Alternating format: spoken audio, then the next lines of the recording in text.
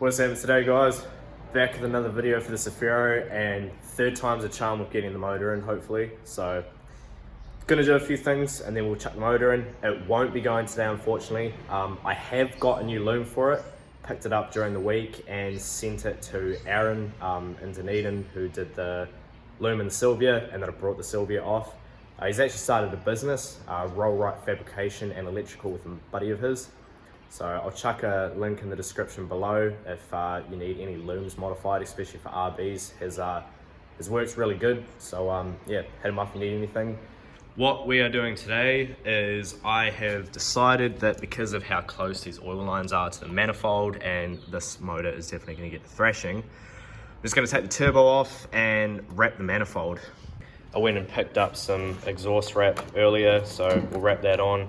Got myself some gloves as well because I don't want to be itchy for days for the fiberglass that's in that. I also picked up a bunch of bolts and stuff, so got a whole bunch of these. These are for holding on the motor mounts and the gearbox support brackets. One of the motor mounts on that motor only had 2 of the 4 bolts, which is not good. Picked up some more gearbox crossmember bolts because I only had 2 of them, so grabbed a couple more and I got a spare now. And these are the bolts to hold the gearbox to the motor. So now that I've got these, we can actually put it back together properly. And I probably should have explained this a little bit better in the last video to do with the clutch and flywheel setup. Saw that someone commented some bullshit. So basically, I'm reusing the flywheel bolts, which is completely fine on an application like this. If you're going for big power, it obviously pays to get new ones, or even better, get ARP ones because they're a bit stronger. But this setup is only basically going to be making the same power that it came with factory, if not maybe a tiny bit more by the time we turn the boost up a little bit. We use Loctite and torque them to spec. As long as you do that, you're fine. As for the flywheel and clutch, they have been used together before, but still getting the flywheel skimmed, it does pay to. But I'm going to be getting a new clutch setup and new flywheel in probably about 3-4 months time, and in which case I'll be getting ARP flywheel bolts and clutch bolts as well. Alright, so I didn't have the right size Allen key to get these off, so trying not to borrow tools and stuff anymore, so if I need it I'm gonna go and buy it. So I just went and brought myself this set, so definitely should come in handy in the future. Alright, so got the heat wrap on the exhaust manifold. Ran out, so I couldn't do the middle 2 runners or finish this off. But the main thing was just around here where the oil line is. Gone over this a couple times all around here, so shouldn't heat up too much. I've also gone through and gotten all the gearbox bolts in. A lot of them were too long, so I just had to take a little bit off these 2, and then this one down here had to take quite a bit off. But got all the supports all done, and on the other side as well. Got the bolts in here, and this motor mount here was only had 2 bolts, so it's now got all of the bolts in it. Got my grounds done up here. Almost forgot about those. That would have been a pain in the ass.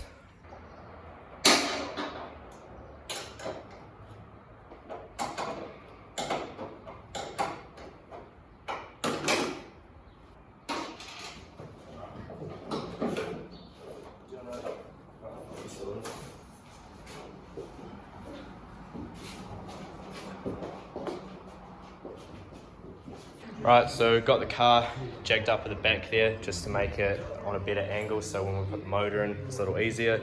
So now I should be ready to go in. Got my motor mounts on each side.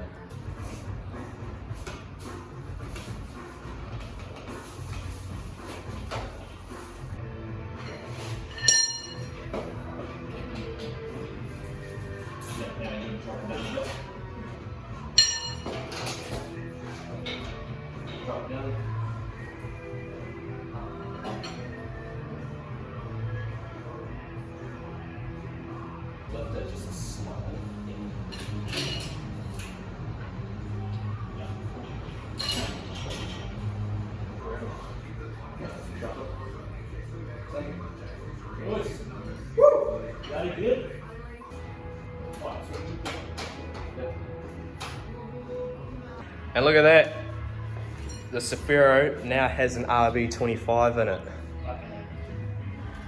So was a little bit more annoying than we thought, but nah, shit's in.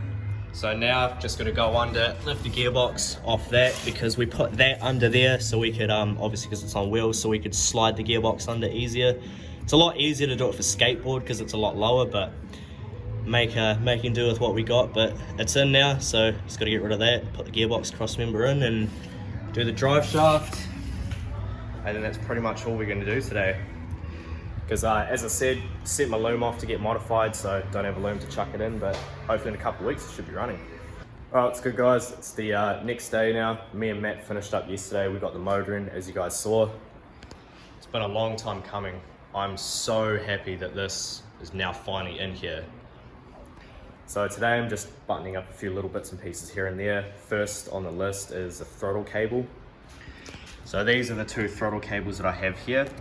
This is the one that came out of this car, and this is the cable that came out of that car, because that's the one that originally had the 25 in it. So they're about the same length, but you can see here where the differences are on the cable. So this one sits a lot further back. So this is the one that came off the 20, and this is one that I'm putting in for the 25, and where it sits on the bracket, you can see it's obviously a hell of a lot further forward. So this one wants to sit sort of like back here, is where the one that I need to put in sits up here. So chuck that in, we'll actually have a throttle cable. Now this is one of those jobs, it's not too hard, but it's just real annoying because it's in a tight spot to get to. So obviously you've got to get under the dash here, and it's just sort of this little setup here that just goes against the firewall, and then you've got two screws holding it each side. You've got like this little thing here, so the cable just slips. So you got this little thing here, so the cable just slips in, and then stop it from popping out. You got this little plastic thing which you got to clip in.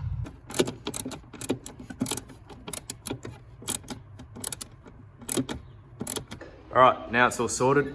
Now I can go full throttle.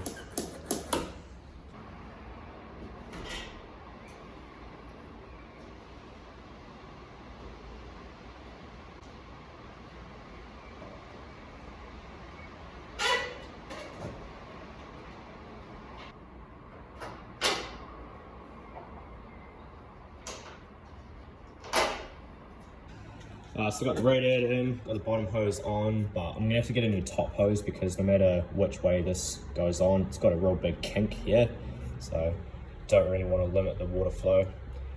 Not entirely sure if this radiator is even going to be enough. It did well in the 20, but I think this is going to put out a lot more heat, and it's got a decent fan on it, but it's got no shroud, so I'll have to keep an eye on temperatures and maybe have to look at getting a fan shroud and twin fans, but we'll see how this goes.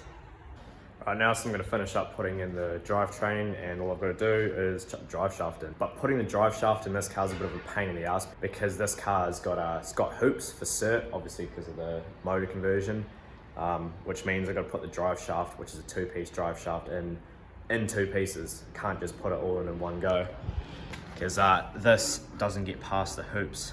Bring me my tools, bitch. Alright, fucking putting on exhausts. I hate doing this.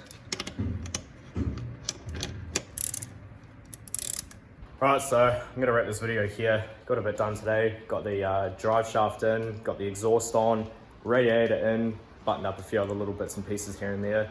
So yeah, this car's coming along now, and pretty happy about it, honestly. It's been a long time coming for a motor to go back in this, so yeah, it'll be good once I get my loom back. But yeah, like I said, that'll be it for this one. Cheers for watching, guys, and yeah, look forward to seeing this thing start up and do its first skid.